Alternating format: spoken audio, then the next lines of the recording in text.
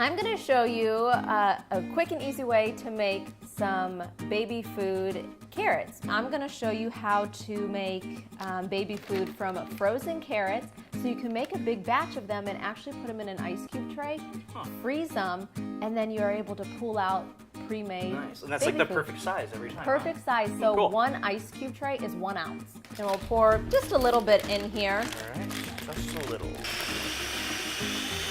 Let's take a look at it. Okay. So a lot of times when you make homemade baby food, you might have to add a little bit of water in there to help puree it a little bit more. Sure. So we'll go ahead and do that. I'll just pour. So let's take a look at that. Okay. Perfect. So there we go. That's how you make homemade baby food.